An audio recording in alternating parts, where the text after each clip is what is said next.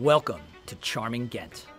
This city in northern Belgium, the area known as Flanders, is a great place to visit for a respite from the tourist crowds of nearby cities like Bruges and even the business center of Brussels. It's also a great place to nibble your way through.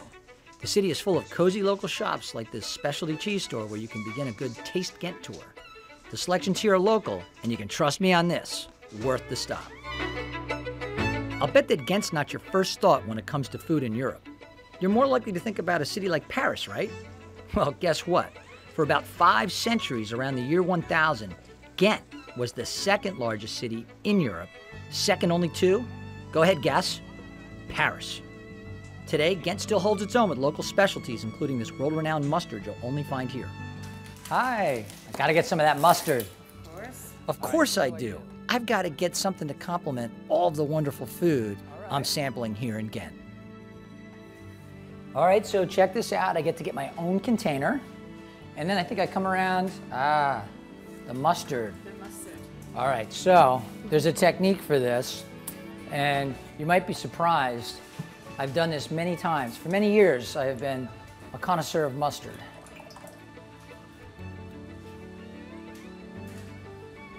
All right, put it back. Oh, you gotta clean it up.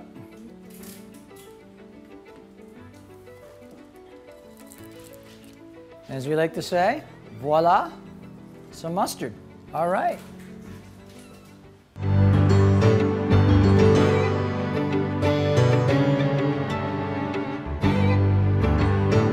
What goes well with mustard?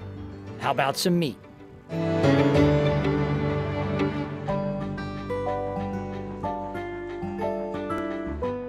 Our taste of Ghent has brought us to the Grand Meat Hall. This hall was actually constructed in the early 1400s, and the timbers you see are the original construction. Now, back in the day, if you were wealthy or very rich, you would actually buy your meat inside the meat hall.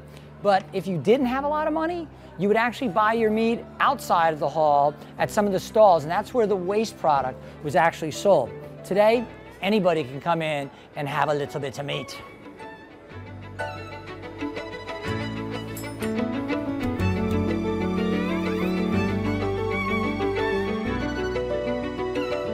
After you've grabbed a bite to eat, make sure you satisfy that sweet tooth with some chocolate.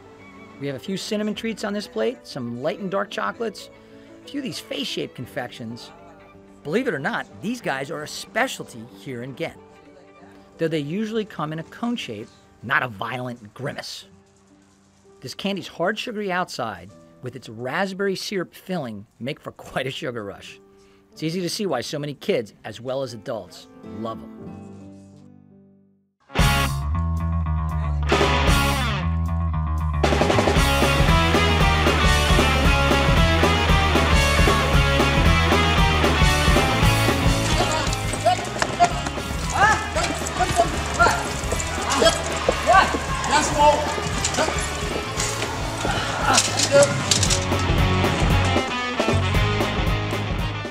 Okay, so it's not mischief, and I didn't really get arrested, but it's not the kind of thing you can usually get away with back in the States.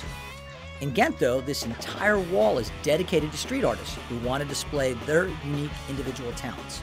It's called Graffiti Street, and after my close-up look, I can definitely tell you that the artists who express themselves here are a heck of a lot more talented than I am. I deserve the 5-0 scare. I was defacing the good graffiti. On the more historic side, you can find this Castle of the Counts, which was modeled on Crusader castles when it was built in the 12th century. These days, the castle houses a museum of torture. And after my little run-in with the authorities before, I'm definitely glad I don't live in the 12th century.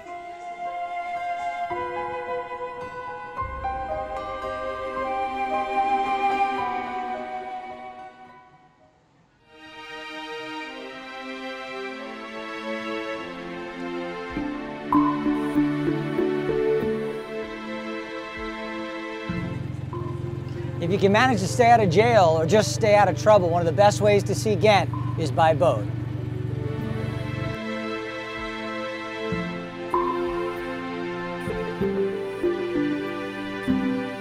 Only on these boats can you get the fisheyes view of some colorful architecture while completely relaxing as the sights gently roll by. It is the perfect way to end a day of excitement and let those delicious tastes of Ghent settle peacefully.